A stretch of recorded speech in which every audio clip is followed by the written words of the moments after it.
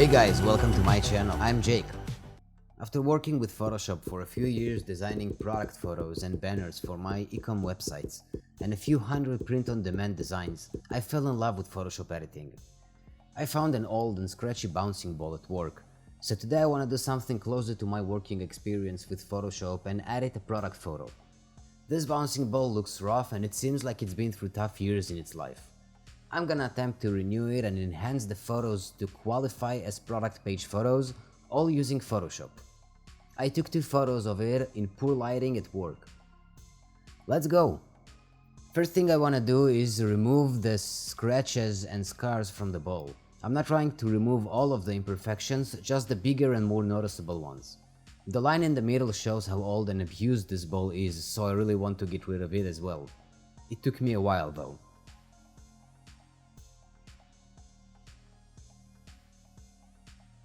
Now that it looks much cleaner, let's make an easy selection and place it in a more cinematic environment.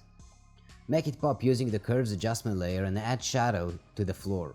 Then add highlights on top of the ball that correspond with the shadow I drew.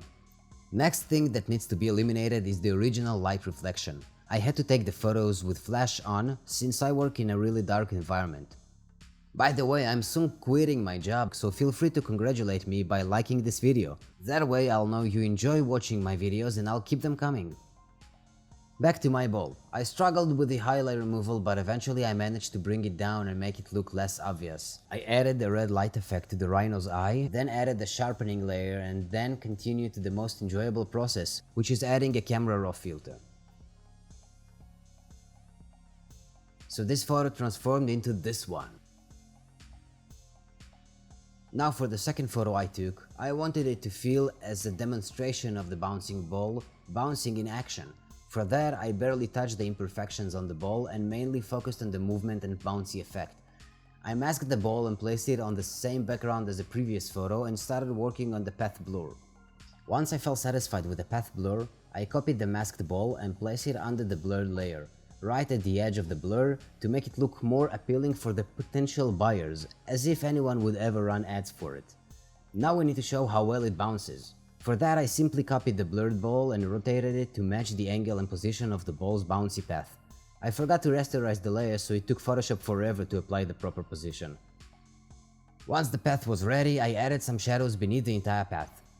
I made the ball pop with the curves adjustment layer, darkening the background and brightening the ball.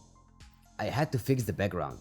There were lines left there after the content aware fill that I thought wouldn't be visible, but turns out they are very visible and have a bad impact on the bouncy path. Once I felt everything looked smooth, I jumped to camera raw for the final touches. This is my finished product.